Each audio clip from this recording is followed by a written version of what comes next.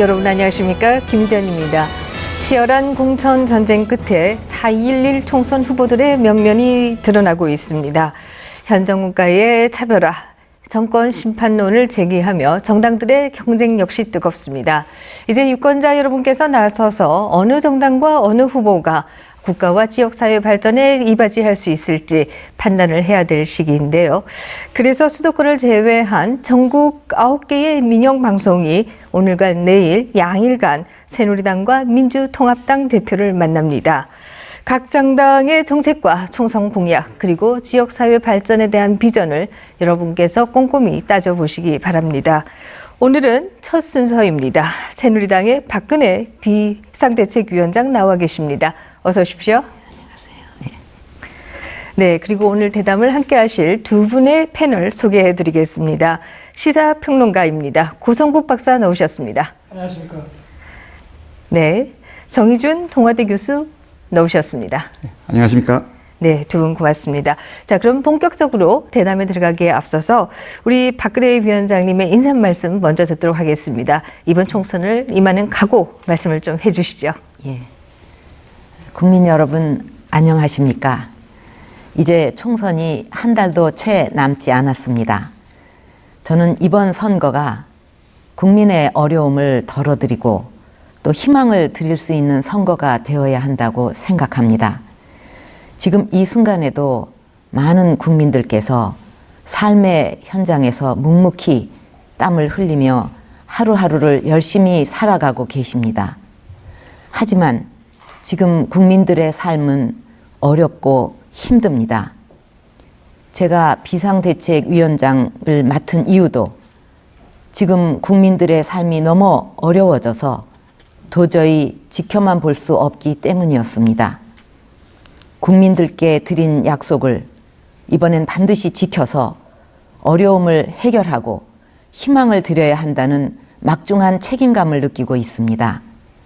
그래서 저는 이번 선거가 또다시 국민의 삶을 돌아보지 않으면서 민생과 관련 없는 정치 싸움과 상호 비방으로 치러진다면 우리나라의 미래는 어두워지고 국민도 불행해질 수밖에 없다고 생각합니다. 저희 새누리당 국민의 삶을 챙기고 국민께 드린 약속은 반드시 실천하는 새로운 정치를 하겠습니다. 전국 어디에 살든 전국의 어느 학교를 다니고 졸업했든 꿈과 희망을 가질 수 있고 노력하면 그 꿈을 이룰 수 있는 사회를 만드는 것이 우리 정치의 중요한 목표가 되어야 한다고 생각합니다. 저희 새누리당 이런 목표를 이루기 위해 국민 행복을 최우선으로 정책을 바꿨고 당명도 바꾸고 사람도 바꾸었습니다.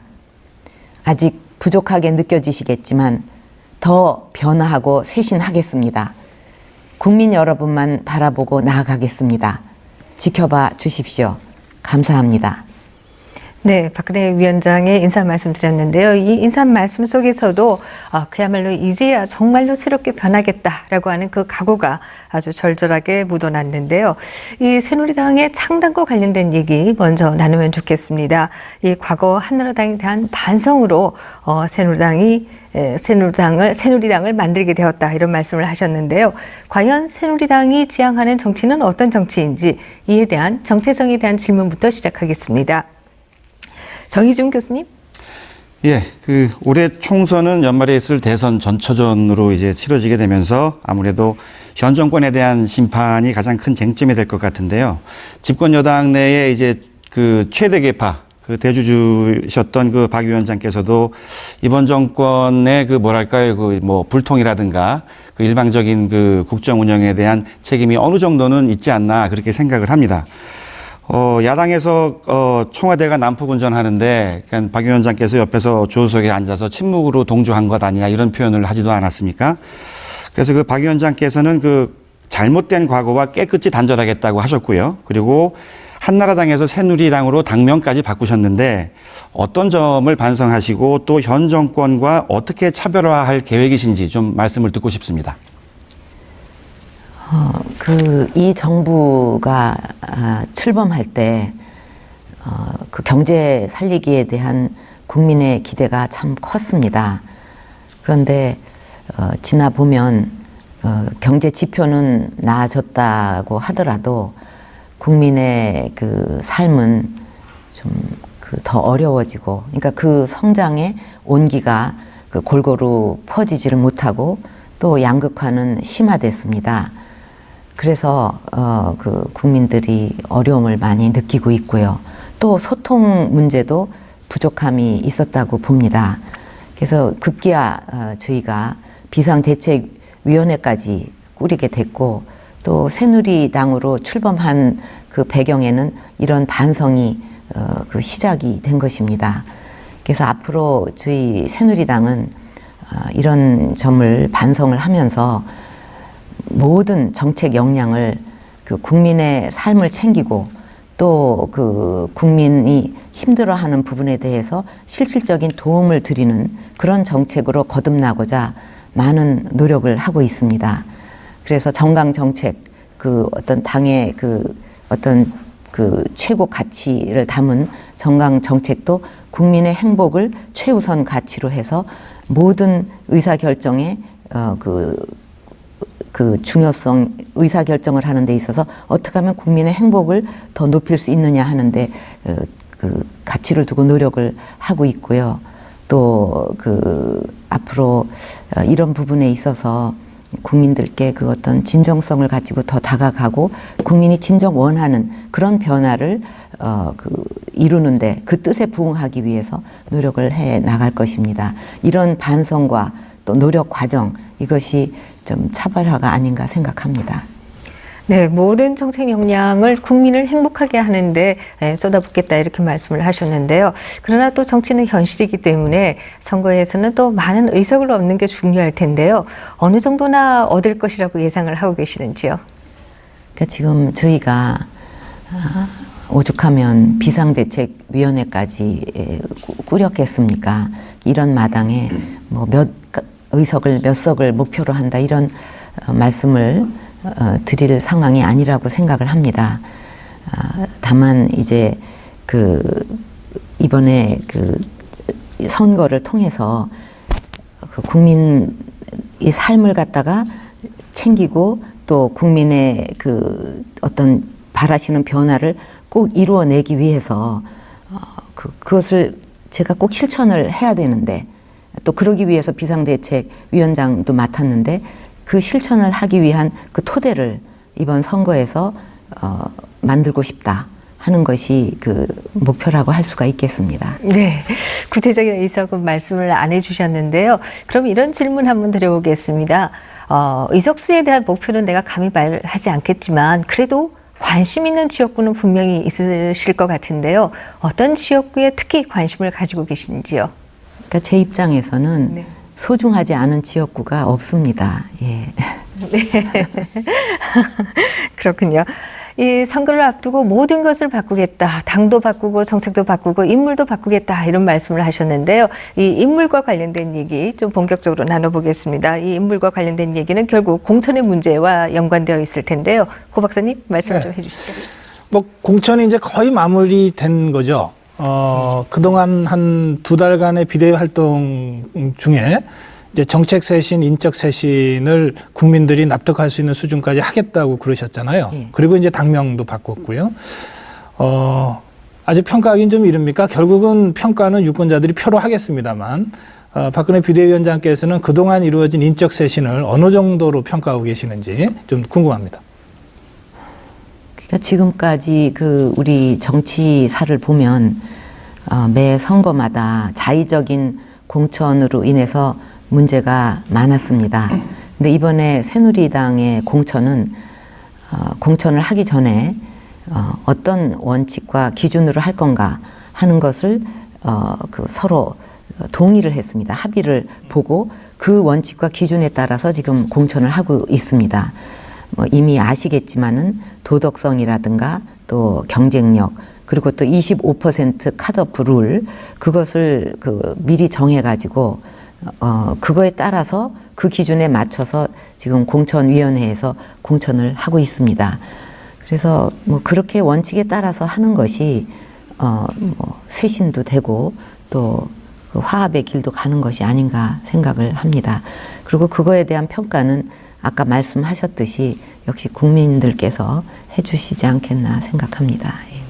그 추가로 좀 간단하게, 그러니까 일각에서는 그 시스템 공천이 아니고 결국은 박근혜 비대위원장이 뒤에서 다 하는 것 아니냐, 이런 문제 제기들 하는 거 들으셨죠? 어떻게 네, 설명하시겠어요?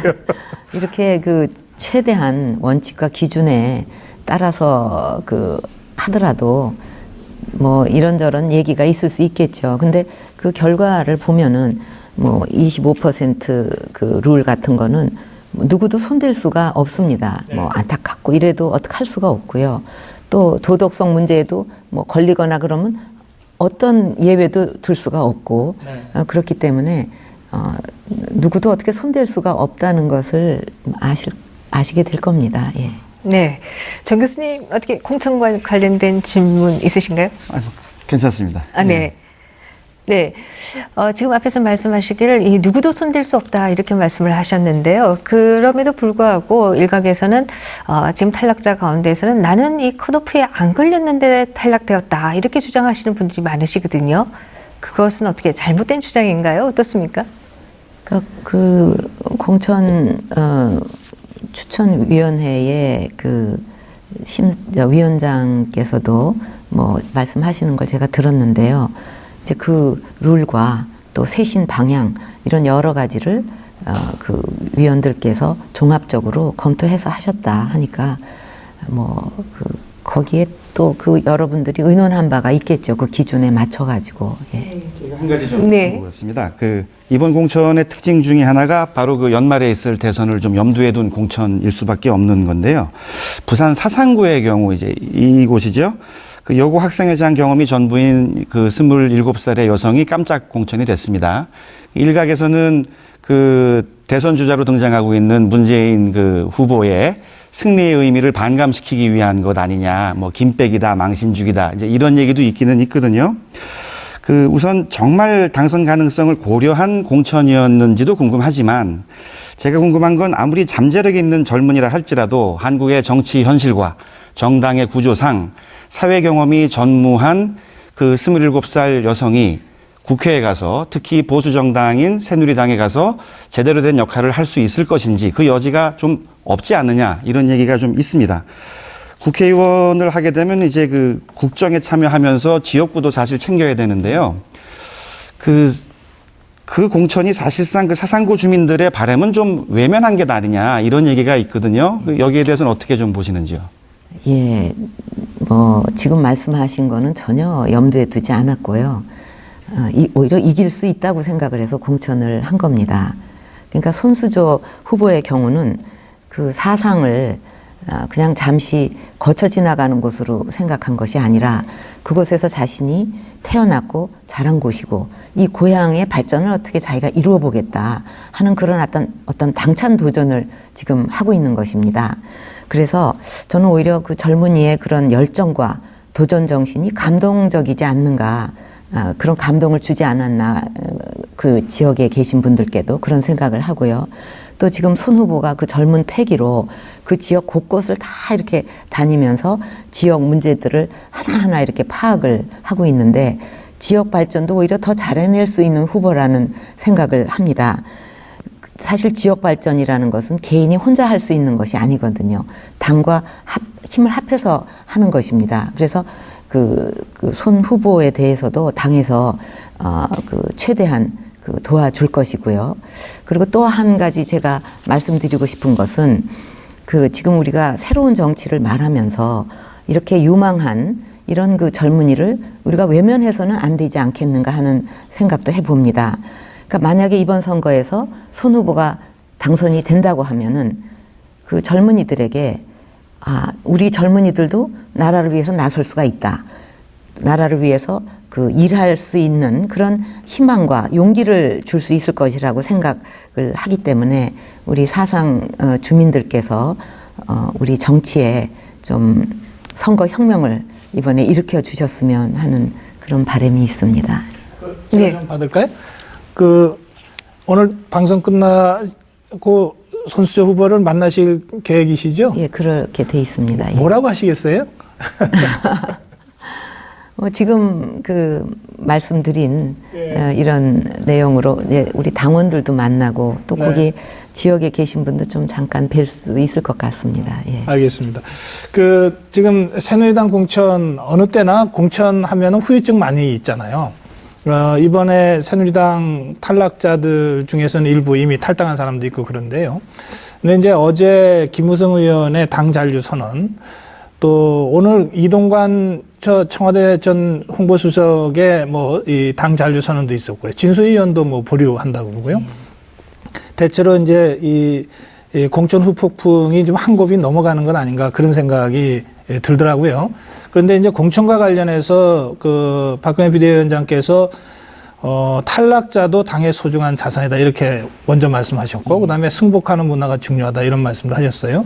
그래서 비록 공천에서는 탈락했지만 앞으로 총선 대선 과정에서 또 대통령 선거에서 이기면은 이제 집권을 할 텐데 그 이후에 중요한 역할이 있을 수 있지 않느냐, 뭐 이런 메시지를 던진 것 아니냐 이런 해석입니다. 어떤 역할이 있을 수 있을까요, 이분들한테? 사실 이번에 저도 그 예상하지 못했던 그런 많은 분들이 이렇게 그 공천에서 특히 그 25% 그 룰에 이렇게 적용을 받아가지고 탈락을 하셔서 참 저도 아주 안타깝게 생각을 합니다. 그러나 이제 아까 말씀대로 그분들도 이번에 비록 공천은 받지 못하셨지만 우리 당의 소중한 인재들이시기 때문에 이제 그분들과 함께 나라를 위해서 그 해야 할 일들이 많을 것이다 이렇게 생각을 합니다. 그래서 그분들이 지금 구체적으로 뭐 이렇게 말씀드리기는 어렵지만 뭔가 이렇게 적극적으로 일을 할 수 있는 여건을 만들어 드리기 위해서 또 당에서도 적극적으로 노력을 하려고 합니다. 뭐 앞으로 그런 기회가 많지 않을까 생각이 되는데요. 근데 그 이번에 이제 안타깝게 탈락되신 분들도 있는데 나오는 얘기는 공천을 받은 분들 중에 과거에 이거 비리 전력이 있는 것 아니냐 하시는 분들이 뭐 수도권 북부나 저쪽 남쪽에서 또 공천 받으신 분들이 있거든요. 그럼 그분들에 대해서는 또 어떻게 그 설명을 하실 수 있을지요? 비리 전력이요? 예. 그러니까 저 이번에 그 공천 되신 분 중에서 예. 그 이제 도덕성 관계는 그 공천위에서 엄격하게 그 심사를 한 걸로 알고 있는데요. 예. 거기에 뭐 해당이 되면은 예. 공천이 잘 안 됐을 겁니다. 예. 이번 공천이 나오고 난 다음에 나오는 비판 가운데 하나가요. 이번 공천이 2006년 지방선거보다도 오히려 후퇴한 것이 아니냐 이런 지적도 있고요. 그렇습니다. 왜냐하면 너무나 경선하는 지역이 너무 적었다. 지금 새누리당의 경우에는 50군데가 채 안 되는데 이렇다라고 한다면 아직도 한국정당에 있어서의 공천 민주화라고 하는 것은 너무 먼 길이 아니냐 이런 지적이 있습니다. 여기에 대해서는 어떻게 생각하시는지요? 이번에 이제 당이 또 뭐 25% 룰 같은 것도 이렇게 당이 이렇게 정말 국민들께 외면을 받고 그랬는데 어떻게 신뢰를 회복하는가. 그래서 비상대책위원회까지 만드는 상황이었기 때문에 또 25% 룰도 이번에 그 다 동의가 되고 만들어진 걸로 생각을 합니다. 그래서 이런 룰을 적용을 하면서 또 그 이렇게 전에 공천하고 다르다 보니까 경선할 수 있는 곳은 거의 다 했는데 또 이런 것이 된 곳은 또 할 수 없는 전략지역으로 된 곳도 많고 해서 아마 비율이 그렇게 된 거 아닌가 생각을 합니다. 네. 한 질문 네, 하나만 드릴까요? 받겠습니다. 예. 네. 그 이번에 이제 양당 모두 공천하면서 이제 새로운 제도를 좀 의욕적으로 도입한 대목이 있지 않습니까? 새누리당 같으면 25% 컷오프 제도가 그렇고요.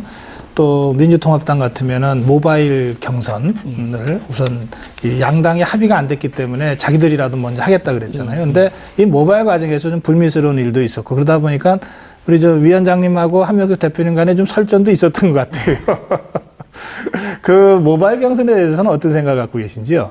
그러니까 모바일 경선을 하면 좋죠. 또 모바일을 많이 이용을 하니까 그거는 좋은데 이제 이런 제도를 도입을 하려면은 그 어떤 안전장치가 확보가 된 후에 해야 되는데 아직 기술적으로 그렇게 되지 못한 상황이기 때문에 선거관리위원회에서도 그거는 인정을 안 하고 있습니다. 네.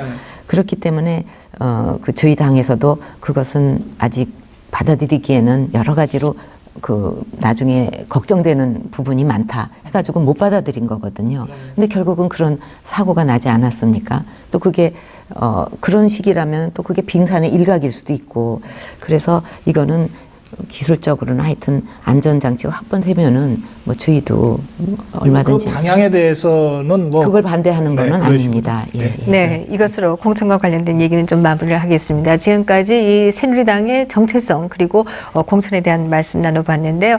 아무래도 또 선거라고 한다면 중요한 것은 이 쟁점이 아닌가 이렇게 생각이 듭니다. 각 당들은 지금 총선에서 주요 쟁점을 선점하기 위해서 아주 애를 쓰고 있고요. 또 공약 역시도 개발하고 있는 것으로 아는데요. 이와 관련된 얘기 나눠보도록 하겠습니다. 아마 이번 쟁점 가운데서 또 제일 중요한 것이라고 한다면 복지 문제 될 수가 있을 텐데요. 먼저 복지와 관련된 질문 좀 해주시죠. 예, 제가 먼저 교수님. 하도록 하겠습니다. 그 최근 그 박 위원장께서는 그 맞춤형 복지, 그다음에 뭐 생활형 복지, 생활복지 같은 것들을 이제 공약으로 제안하셨습니다. 우선 이제 비교를 해보자면은요, 이제 박원순 서울시장 경우에는 취임하자마자 무상급식 그리고 서울시립대 반값 등록금을 실현을 했고, 그다음에 서울시 산하의 2,800명 공무원들, 비정규직 공무원들을 정규직으로 전환을 시키고 있습니다. 그래서 이렇게 제가 궁금한 게 두 가지인데요. 지금 야권은 보편적 복지로 방향을 잡아서 가고 있는데 새누리당의 복지는 어떤 것인지 좀 궁금하고요. 또 하나는 이제 그 재정 관련된 문제입니다. 새누리당의 복지 예산이 연간 한 10조 5천억, 11조 이 정도로 지금 보고 계신데요.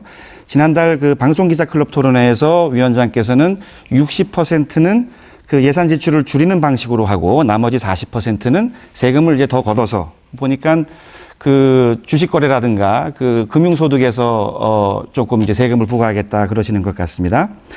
그런데 그 지난 대선 때 박 위원장께서 제시하신 이제 주요 정책이 이제 줄푸세였거든요. 줄이 뭐냐면 세금을 줄이고였습니다. 지금의 재원 마련 방식이 그때와는 좀 다른 것 같은데 과연 이것이 새누리당의 재정 내지는 조세 정책의 변화를 뜻하는 것인지 그것을 한번 또 들어보고 싶습니다.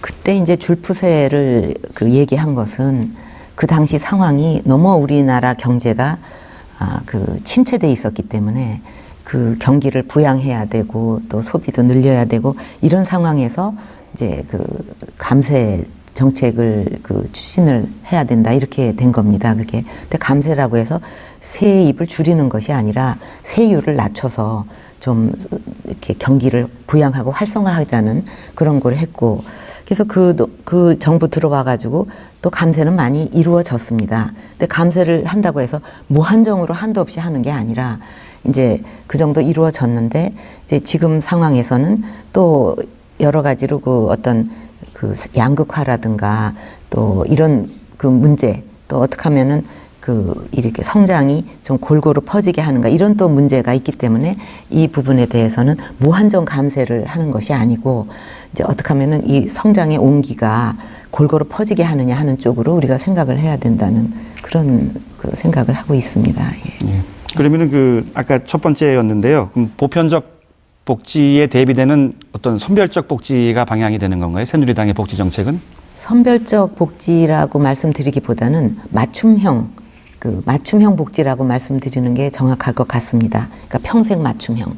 다시 말씀을 드리면은 이제 새누리당의 복지 정책이라는 거는 세 가지 큰 축을 갖고 있는데요. 하나는 맞춤형 복지고, 하나는 고용 복지고, 그 다음에 세 번째가 책임 복지입니다. 그래서 맞춤형 복지라는 것은 사람이 일생 살다 보면은 그때마다 다른 어려움을 겪게 됩니다. 그렇게 될 적에 필요한 그것을 필요로 하는 시기에 또 필요한 것을 또 필요한 사람에게 이렇게 맞춤형으로 복지를 서비스를 제공해야 된다. 그래서 예를 들면 젊은 부부인 경우에는 가장 큰 어려움이 아마 보육일 겁니다.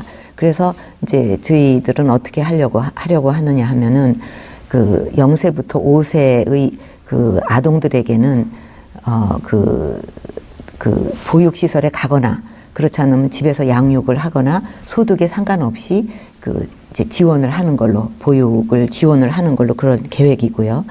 그다음에 고용복지 부분은 뭐냐 하면은 지금까지의 우리 복지 정책은 소득 보장 중심이었습니다. 그러나 이렇게 자꾸 돈을 나눠주는 이런 거로는 지속 가능하지도 않고 또 받는 입장에서도 어떤 삶의 질을 높인다든가 이런 데에 어떤 근본적인 해결책이 되지 못하고 있습니다. 결국은 중요한 것이 자활과 자립을 돕는 일이어야 된다고 생각을 하고, 그러려면 소득 보장만 갖고 되는 것이 아니라 소득과 서비스가 균형되게 보장이 돼야 된다. 서비스라면 이제 직업 훈련이라든가 뭐 여러 가지가 있지 않겠습니까?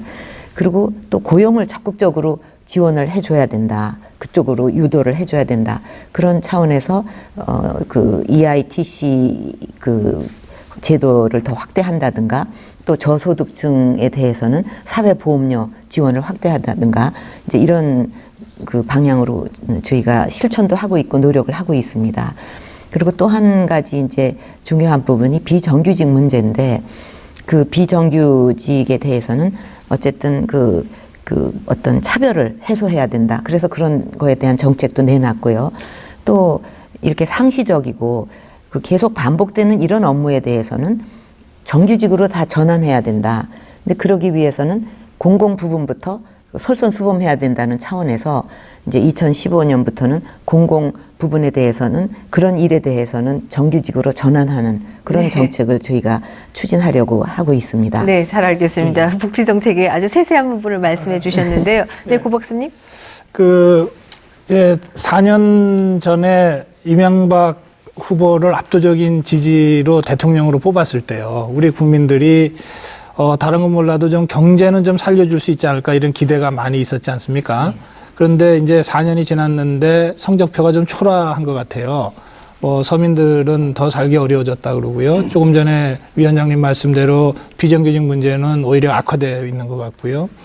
그래서 결국은 이명박 정부의 이른바 엠비노믹스라고 하는 경제정책이 실패한 것 아니냐, 이런 진단들이 많이 있는 것 같습니다. 새누리당이 이제 비대위 체제에서 정책 쇄신을 전면에 내건 것도 그런 문제의식의 연장선에 있는 것 아닌가, 저는 그렇게 해석하는데요. 그 연장선에서 국민과의 10대 약속이라고 하는 거 발표하셨잖아요. 제1항이 경제민주화항이었고요. 이건 아주 보수정당으로서는 파격적인 그런 조치였다고 생각되는데요. 조금 전에 복지정책 아주 구체적으로 설명하셨는데요. 이 국민과의 10대 약속이 기존의 이명박 정부의 이 엠비노믹스와 어떻게 다른지 이런 점을 좀 설명을 해 주시면 이해가 좀 좋겠습니다. 예. 그러니까 이제 그동안에 국가 경제는 이제 성장을 했어도 국민들이 느끼는 어떤 체감 경기 이런 것은 더 어려워지고, 또 그만큼 그렇게 성장을 했다고 한 만큼 행복해지지도 않은 것입니다. 그래서 저희 새누리당에서는 이제 우리가 정책을 어떤 걸 추진할 때, 경제 정책을 할 때 국민의 행복을 최우선 기준으로 한다. 그래서 어떻게 하면 개개인의 행복을 더 높이는데 우리가 기여를 할 건가 하는 방식으로 이제 정책 그런 쪽으로 집중을 하려고 합니다. 그래서 현 정부의 경우에는 성장이라는 이런 양적 목표를 중시한 경향이 있었습니다. 그러나 이제 우리 경제가 이제는 양적 성장에서 질적 발전으로 전환을 해야 된다고 저는 생각을 합니다. 그렇게 함으로써 성장의 온기가 국민에게 골고루 퍼지도록 해야 된다.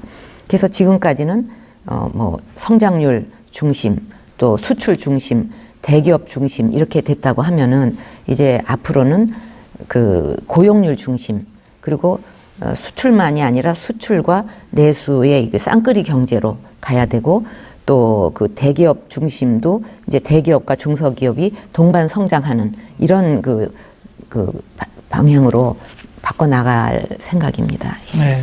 네, 아무래도 성장과 복지 이 두 가지가 정말 국민들이 원하는 양손의 떡이 아닌가 이런 생각을 좀 하게 되는데요. 예, 정 교수님 역시 경제 문제 중요하겠죠? 예, 지금 이제 그 경제에 대한 얘기가 나왔는데 굉장히 중요하죠. 새누리당의 재벌개혁 그 과제를 보면 역시 이제 그 굉장히 파격적이고요. 그다음에 과거와는 다르게 진일보했다는 그러한 그 평가를 받고 있습니다. 그런데 내용을 들여다보면 총액 출자 제한 제도 외에는 별다른 대안이 없는 것 아닌가 싶기도 하고요. 그다음에 또 요번 공천에서 재벌 개혁에 관심을 갖는 경제 전문가는 제가 알기로는 아마 한 명도 없지 않을까 싶습니다. 재벌이 바뀌어야 된다는 점은 이제 분명합니다. 지금 이제 위원장님께서도 국민의 행복이 최우선이라고 하셨는데요. 지금 재벌 문제가 사실은 그 국민의 행복을 조금은 가로막고 있는 것이 아닌가 그런 염려가 많습니다. 국내 총생산에서 30대 재벌이 차지하는 비중이 97%입니다. 그다음에 5대 재벌이 70%를 차지하고 있습니다. 그런데 이 5대 재벌이 기여하는 고용 비중은 고작 2%대입니다. 그러니까 3%가 지금 안 되고 있습니다. 그런데 정작 전체 고용의 88%를 차지하는 중소기업은 지금 현재 이제 굉장히 이익률이 하락해서 이제 어려운 상태죠. 문제는 뭐냐면요. 재벌이 고용 증대에 기여하기는커녕 고용의 대부분을 책임지는 중소기업들을 지금 뭐랄까요. 납품 단가 후려치기라든가 아니면은 어음 남발이라든가 이러한 불공정 거래 형태로 괴롭히고 있는 거죠. 지금 이 대기업의 횡포와 중소기업의 위기가 사실은 저임금, 청년 실업, 사회 양극화의 주범이라는 것은 뭐 대부분 이제 인정을 하는 거고요. 참고로 말씀드리면 지금 우리나라에서 20대의 자살률이 가장 높습니다. 굉장히 막막한 세대가 돼버린 거죠. 현 정부도 대중소기업 공생정책을 내놔왔었는데 실패했었고요.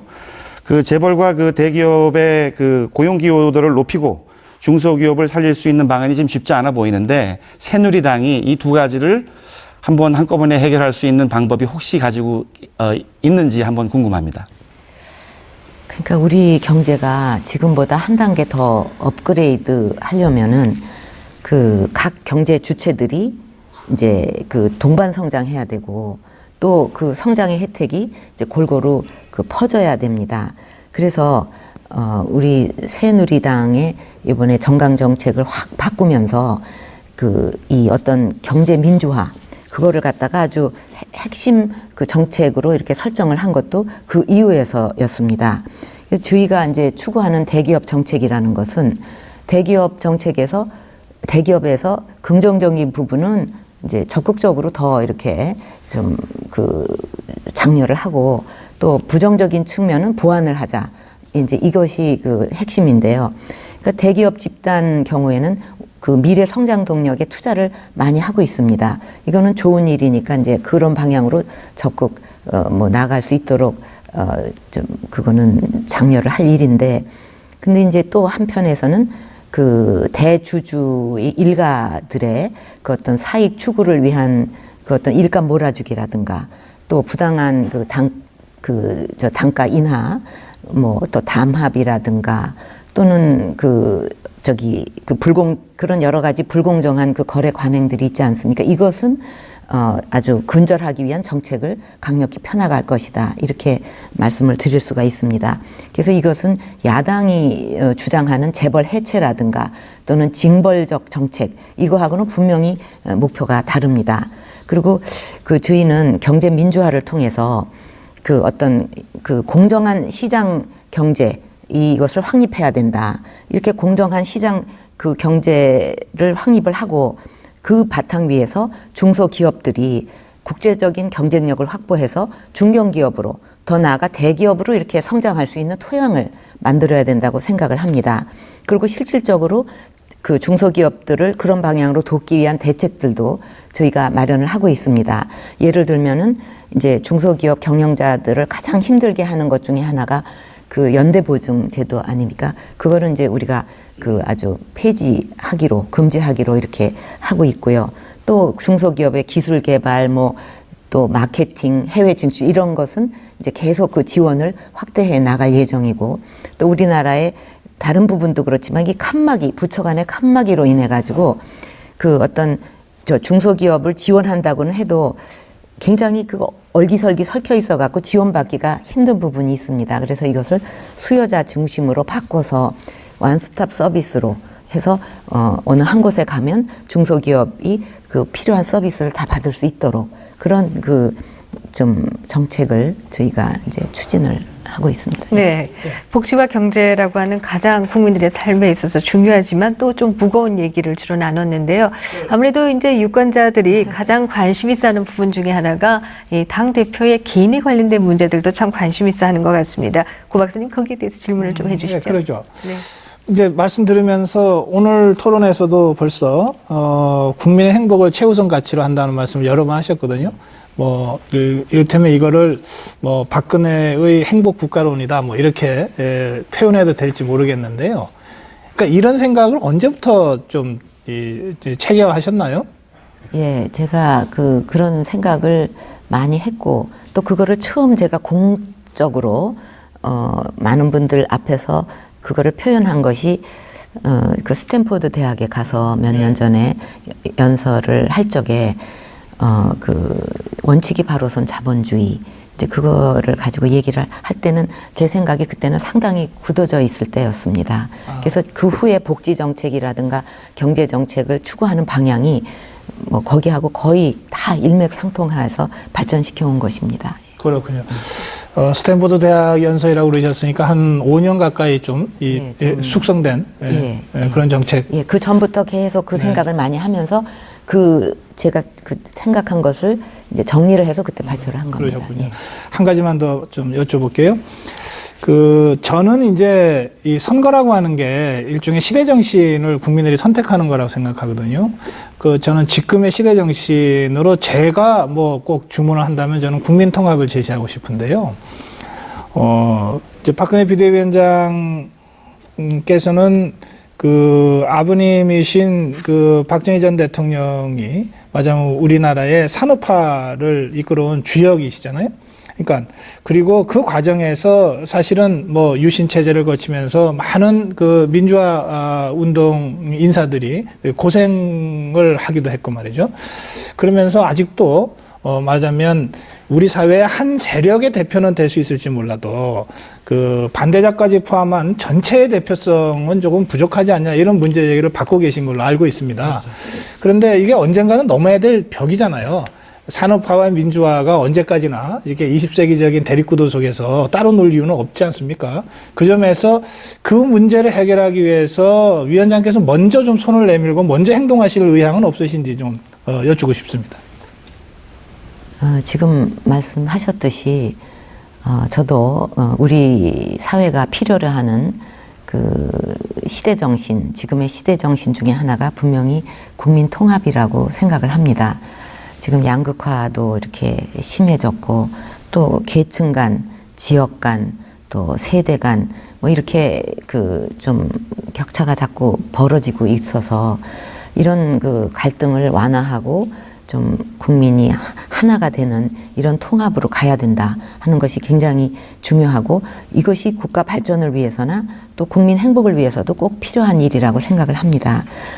지금 산업화와 민주화 세력에 대해서 얘기를 하셨는데 그 산업화와 민주화 세력의 화해와 통합도 저는 마찬가지라고 생각을 합니다. 그래서 산업화 과정에서 본의 아니게 피해를 입으신 분들에 대해서 저는 항상 마음으로부터 죄송한 마음을 가져왔습니다. 그래서 그분들께 제가 사과를 드리고요. 또 나라를 위해서 손잡을 일이 있다면은 언제든 함께 힘을 모았으면 합니다. 네. 네, 말씀 잘 들었습니다. 지금까지 주로 선거 쟁점과 관련된 얘기 나눠봤는데요. 저희가 수도권을 제외한 전국 9개 민영 방송과 함께하고 있는데요. 그런 만큼 이 지역 현안에 대한 질문 좀 드려보도록 하겠습니다. 9개 민방에서 보내온 질문을 제가 가지고 있습니다. 9개의 질문을 가지고 있는데요. 한쪽에는 5개가 들었고 한쪽은 4개가 들었습니다. 물론 어느 쪽인지는 제가 모르겠습니다만 A와 B 둘 중에 하나를 선택해 주시면 그 선택된 질문에 대해서 답변하는 시간 갖도록 하겠습니다. 어느 거 선택을 하시겠습니까? A를 선택하겠습니다. 네, 역시 A를 선택하시는군요. 네, A 지역이 네, 이렇습니다. 강원, 전주, 전북, 대구, 경북, 청주, 충북 이렇게 4개 지역에서 보내온 질문 보시고 이에 대한 답변하도록 하겠습니다. 네, 질문 보여주시죠. 네, 이미 알고 계시겠지만 강원도의 최대 현안은 평창 동계올림픽입니다. 지난해 유치에 이어 올해부터 2018 평창 동계올림픽 개최 준비가 본격화되고 있습니다. 지난 1월이었습니다. 동계올림픽 특별지원법이 공포됐는데 지역에서는 성공 개최를 위한 정치권의 관심과 노력이 조금 부족한 것 아니냐는 비판이 높습니다. 당 차원에서 동계올림픽 성공 개최를 위해 어떤 노력을 하고 계시고 있는지 말씀해 주십시오. 전주에서 질문 드리겠습니다. 이명박 정부 들어서 지역 균형 발전 정책이 후퇴했다는 비판이 적지 않는데요. 그 대표적인 게 혁신도시 사업입니다. 당초 정부는 토지공사를 전북에, 주택공사를 경남에 주기로 했지만 통합기관인 LH를 출범시킨 뒤 LH 모든 기능을 경남에 몰아줬습니다. 정부는 LH 본사를 기능군에 따라서 전북과 경남에 분산 이전하겠다고 말했는데요. 하지만 이 약속은 지켜지지 않았습니다. 토공이 오지 않는 전북의 혁신도시는 빈 껍데기에 전락할 위기에 놓였습니다. 하지만 정부는 전북 혁신도시를 살릴 만한 뾰족한 대안을 내놓지 않고 있는데요. 전북도민들의 크나큰 상실감에 대해서 어떻게 생각하십니까?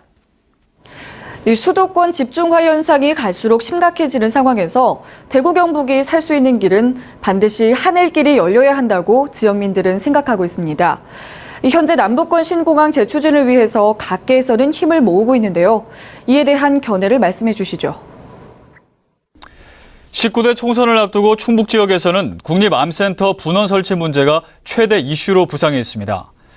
당초 정부는 오송 첨단 의료 복합단지 내에 국립암센터 분원을 설치하기로 했지만 돌연 이를 백지화하고 암센터 본원을 확대하는 것으로 계획을 수정하면서 충북 도민들의 거센 불만을 사고 있습니다.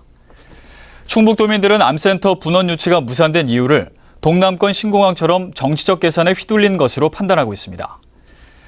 왜 정부의 중요한 국책 사업들이 당초 계획대로 진행되지 못하고 선거를 앞둔 시점에서 변경돼야 하는지 궁금합니다.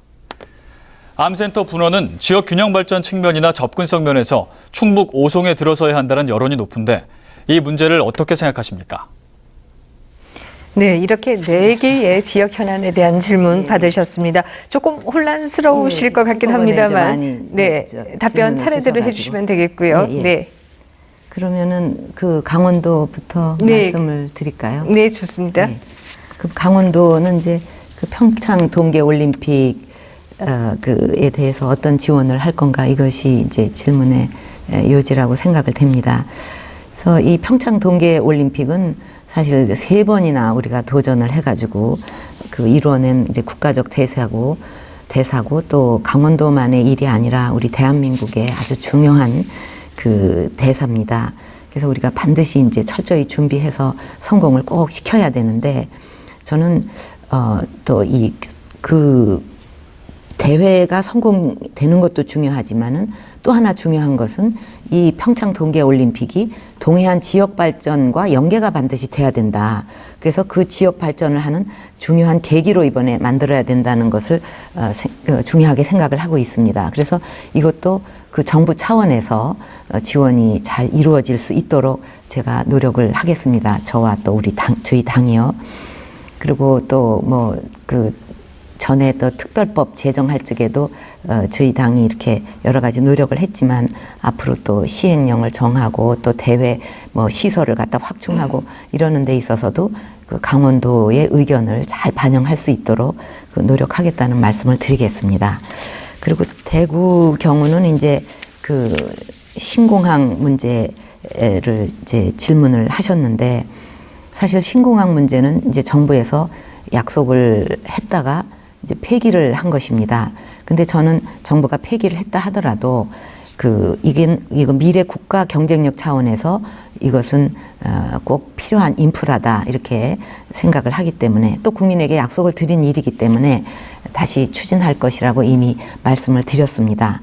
근데 이 신공항의 필요성에 대해서는 사실 그게 꼭 필요하냐 이렇게 하고 필요하지 않다고 생각하는 분들도 많이 계십니다. 그렇기 때문에 지금 중요한 것은 이 신공항에 대한 그 국민적 공감대를 넓히는 것이 우선이고 또 사실 이런 큰 국책 사업은 지자체가 혼자 또 추진할 수도 없는 일이니까요.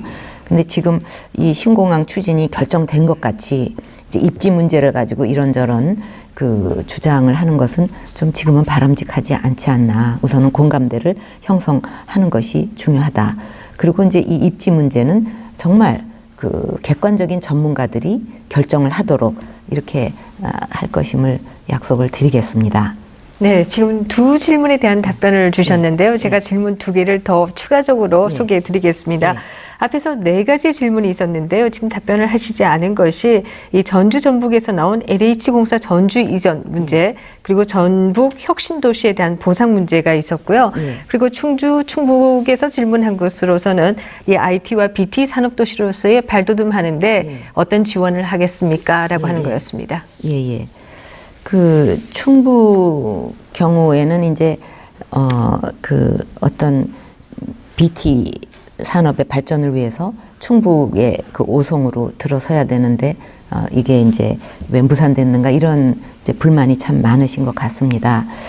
그래서 어쨌든 저는 이 부분이 서로 이렇게 특화가 지역마다 특화가 돼서 겹치지 않고 조정이 잘 돼서 이곳은 BT 산업으로 간다 하면은 이렇게 적극적으로 지원을 하고 또 이쪽은 또 다른 특화 산업으로 해서 지원을 하고 이렇게 중앙 정부에서 전국을 놓고서 잘 조율을 하고 조정을 해야 되지 않나 하는 생각입니다. 그래서 그 부분에서 뭐가 부족한 점이 많아서 이런 그 차질이 빚어진 것 같습니다.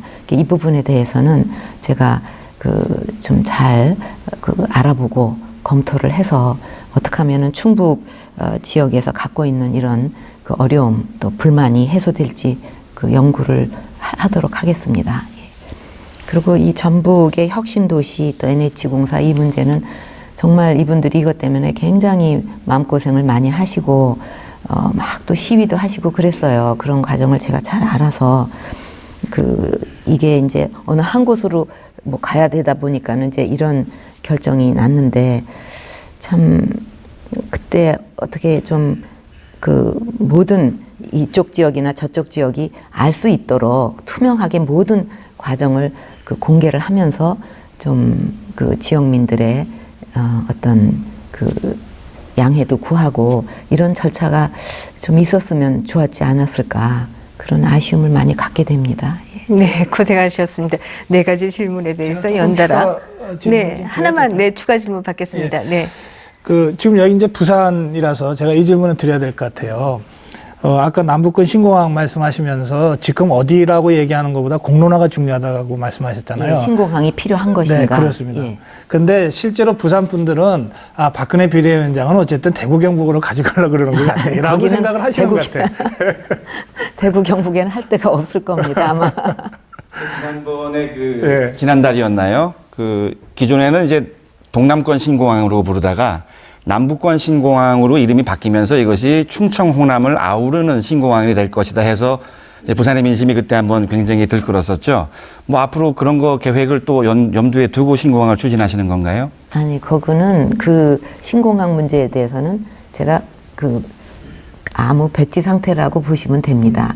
이런 것은 많은 지역에서 이제 수긍을 하고 고개를 끄덕이고 뭐 좋다 이렇게 될 때 이루어지는 거지 계속 갈등이 심화되면은 이게 추진이 될 수가 없는 거거든요. 워낙 큰 국책 사업이기 때문에 중앙에서도 결정을 할 수가 없을 겁니다. 그래서 제가 이제 약속을 드린 바와 같이 이것은 객관적인 전문가들에게 맡기고 모두가 아무 어떤 편견이 없이 객관적으로 하는 분들이 객관적으로 전문성을 가지고 한 거에 대해서는 누구나 승복할 수밖에 없지 않겠느냐. 이런 커다란 국책사업은 그렇게 가야 된다고 생각을 합니다. 예. 네, 잘 알겠습니다. 지역 현안에 대해서 말씀 나눠봤는데요. 요즘은 상생이란 얘기 많이 하는데 이 수도권과 비수도권의 상생 이것이야말로 이 국민 통합을 위해서 정말로 중요하지 않는가 이런 생각을 하게 됩니다. 또 이 지역 발전을 위해서 또 중요한 것이라고 한다면 이 지역 언론이 같이 발전해야지 가능한 것이 아닌가 이런 생각을 하게 되는데요. 요즘은 민영 미디어 랩이다 또 종편이다라고 해서 이 지역 언론이 더더욱 어려워지고 있는 것 같습니다. 이에 대한 질문 좀 나눠보도록 하겠습니다. 정 교수님. 예, 미디어랩 법안의 미비점 보완 그리고 지역 방송의 안정적인 재원을 위한 방안에 관련된 내용이 되겠습니다. 지난 2월 9일에 그 오랜 진통 그때 그 미디어 랩 법안이 입법이 됐지만 지금도 논란은 이제 계속되고 있거든요. 그중 하나가 미디어 랩 법안 그 안에 종합 편성 채널에 대한 배려 조항은 존재함에도 불구하고 그 광고 취약 매체인 그 지역 지상파 방송의 안정적인 재원 확보를 위한 배려는 없이 좋은 콘텐츠로만 계속 승부하기를 요구하고 있습니다. 이게 사실은 불공정한 경쟁이 돼버리기가 그럴 가능성이 큰데요.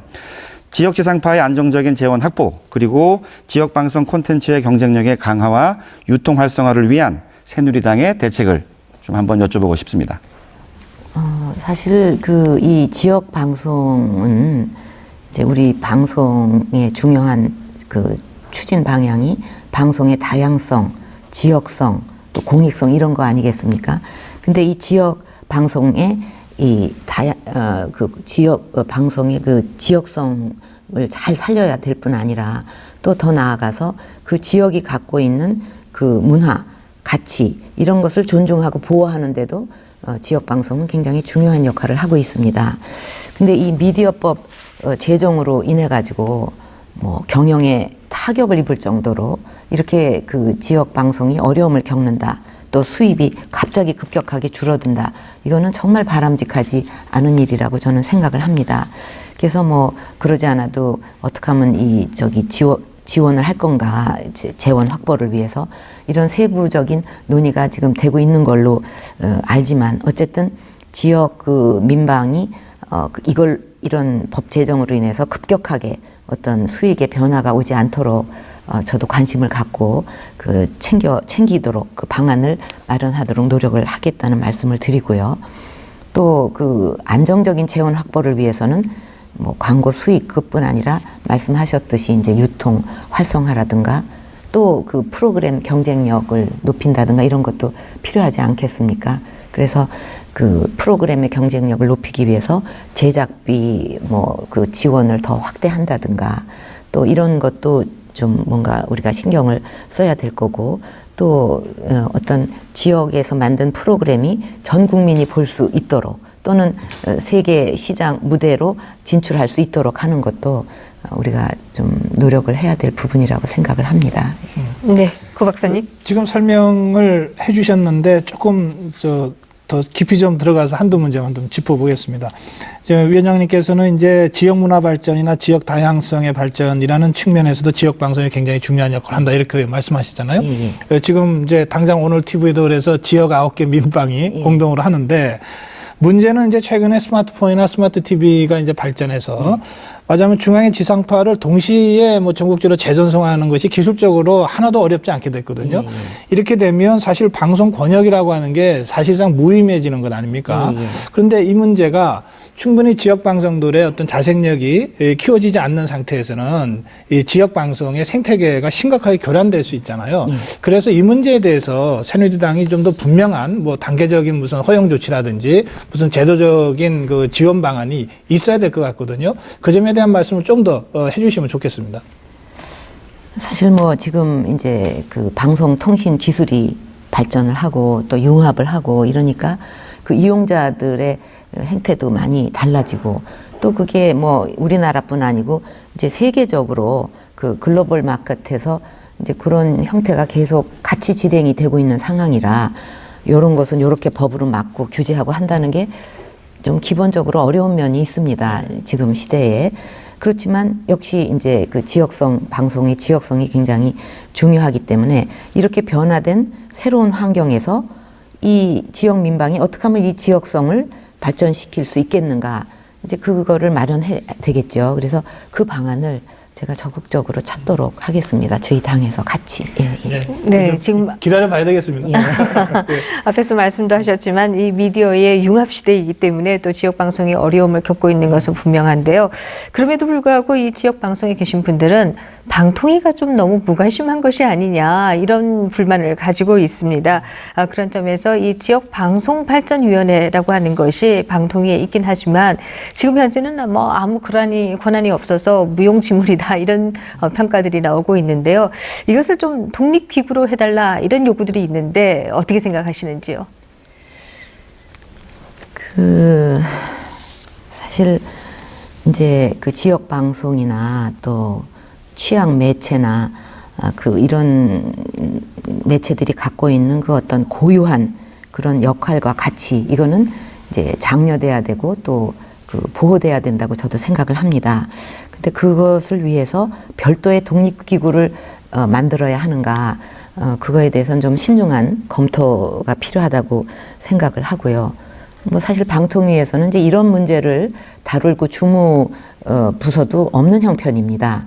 그래서 이제 조금 전에 말씀하셨듯이 지역방송 발전위원회가 좀 뭔가 역할을 할 수 있지 않냐. 그러니까 그거를 좀 더 내실 있게 운영하기 위해서 뭐 예를 들면 전담 지원 조직을 거기에 이렇게 같이 좀 신설을 한다든가 하는 것도 뭐 하나의 방안이 될 수 있다고 생각을 합니다.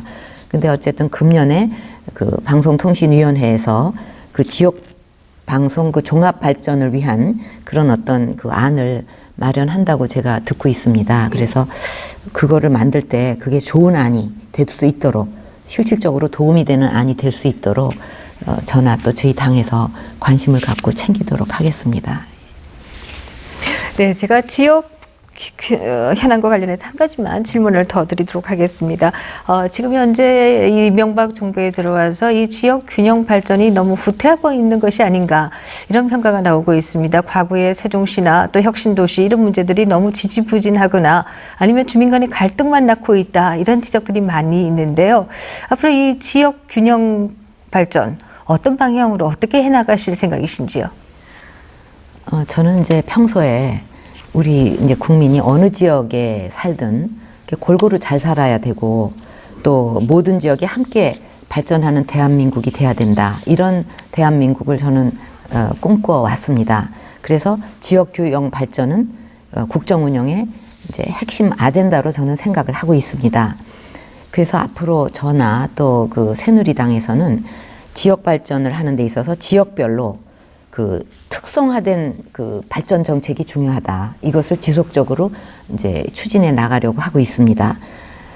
그래서 이제 세종시는 또 세종시대로 어떤 쾌적한 자족 도시로 발전해 나갈 수 있도록 계속 중앙에서 지원을 하고, 또 혁신 도시나 기업 도시 같은 경우는 이제 그동안 쭉 추진해온 과정에서 성과도 있었고 또 문제점도 드러났습니다. 그거를 이제 재검토를 해서 종합적인 어떤 개선 방안을 만들어야 된다고 생각을 합니다.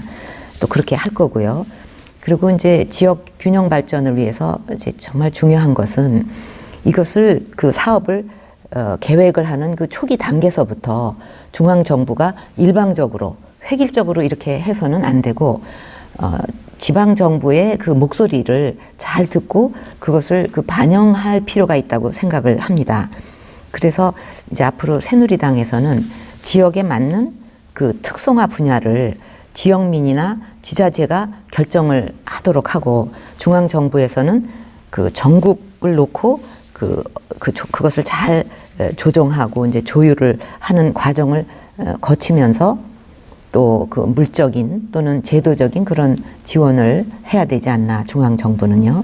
그래서 이런 부분은 이제 어떻게 결정이 어떤 것이 되면은 이제 흐지부지 돼가지고 항상 지역에서 많이 불만을 갖고 계신데, 이런 과정을 거쳐서 결정이 된 사안에 대해서는 꼭 실천을 하고 약속을 지키겠습니다.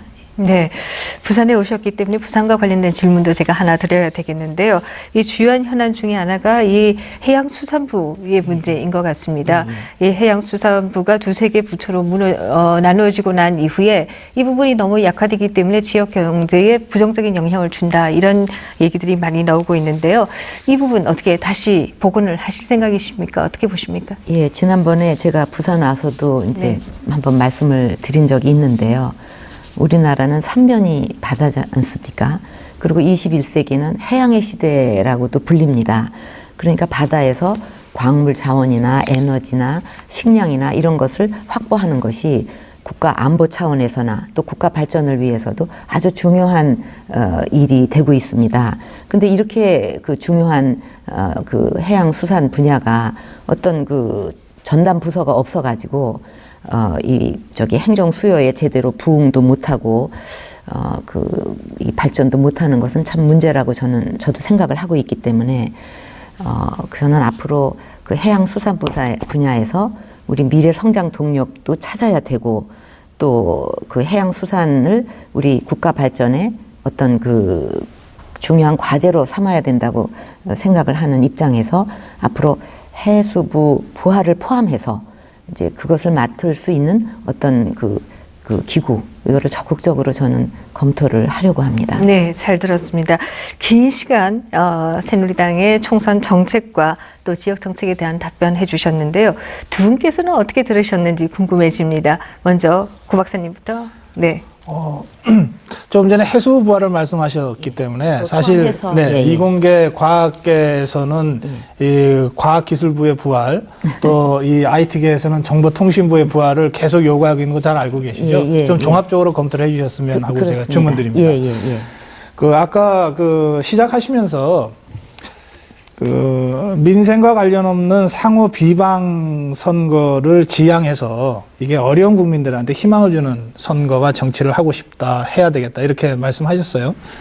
마무리하시면서 저도 그 말씀 다시 돌려드리고 싶습니다. 어제 정책 선거 그 서약식도 하셨잖아요. 이 선거를 정말 꼭 이겨야 되겠다고 생각하면 네거티브 캠페인 유혹에 빠지기 쉽지 않습니까? 저는 박근혜 비대위원장한테 어떤 경우에도 네거티브 캠페인의 유혹에 빠지지 마시고 지더라도 포지티브 캠페인을 선도해서 국민들로부터 박수받는 그런 선거를 좀 선도해 주셨으면 좋겠다. 집권당답게 예, 그런 말씀을 좀 주문드리고 싶습니다. 네. 교수님. 예, 네. 그 제가 한미 FTA랑 그 제주의 강정마을 가지고 좀 이야기를 좀 시작을 하고 싶습니다. 그 이제 새누리당 측에서는 그 반대에 대해서 또 문제가 있다고 얘기를 하시지만 그 뭐 참여정부 때 잘못이 있긴 있었습니다. 그리고 거기에 대해서 그 말이 바뀐 사람들도 분명히 있지만 그 중엔 사과한 사람도 있고요. 일단 뭐냐면 국민들에게 초점을 맞추시는 게 어떤가 생각을 합니다. 서민들, 자영업자들, 그다음에 골목 상인들, 그리고 그 농어민들, 제주도 경우에는 제주도 주민들, 이 지금 힘들다고 하는 거거든요. 정치인들을 보지 마시고 그 국민들을 놓고 보면 지금 조금 더 그 어떤 해결 방안이 생기지 않을까. 아까 말씀하셨거든요. 그 국민들의 행복을 최우선으로 생각하신다. 그 국민이 국가 뒤로 밀릴 수는 없는 거거든요. 사실 국가라든가 국가 경쟁력은 어떨 때 보면은 조금은 좀 추상적이고요. 이게 어딨나 싶기도 합니다. 그렇지만 국민은 엄연히 존재하는 그러한 존재들이 아니겠습니까? 그래서 그 위원장님께서도 이런 국민들을 먼저 그 문제의 중심에 본질에 놓고 고민을 하시는 게 어떨까 좀 그런 바람을 좀 말씀드려 봅니다. 네, 두 분께서 아주 어려운 주문을 하셨는데요. 박 위원장께서도 그동안 많은 말씀을 하셨지만 아직도 아쉬운 부분이 있으실 것 같습니다. 유권자에게도 마지막 마무리 말씀 한번 해주시죠. 국민 여러분 이렇게 늦은 밤까지 시청을 해주셔서 감사합니다. 저희 새누리당 그동안 국민 여러분께서 보내주신 신뢰를 다 갚지 못했습니다. 앞으로 국민 삶에 실질적인 도움을 드리고 또 고통받는 국민들 마음에 희망의 불씨를 지펴드릴 수 있도록 더 노력하고 더 변하겠습니다. 여러분께서 원하시는 지역 발전 반드시 이루고 국민과의 약속은 꼭 지키는 그런 새로운 정치를 하겠습니다. 저희 새누리당 국민이 원하는 변화를 국민과 함께 열어가겠습니다. 여러분께서 그 길에 동참해 주시고 또 새로운 변화를 이루기 위한 길을 같이 가 주시기를 부탁드립니다. 지켜봐 주시고 성원해 주시기 바랍니다. 감사합니다. 네. 박근혜 위원장으로부터 새누리당의 철학과 비전을 듣는 시간이었습니다. 유권자 여러분께서는 어떻게 보셨는지요? 9개 민방 공동 초청 토론 당대표에게 듣는다. 여기서 마무리하도록 하겠습니다. 내일 이 시간에는 민주통합당의 한명숙 대표로부터 여러 가지 얘기를 나눠보도록 하겠습니다. 밤늦은 시간까지 함께해 주셔서 고맙습니다. 감사합니다.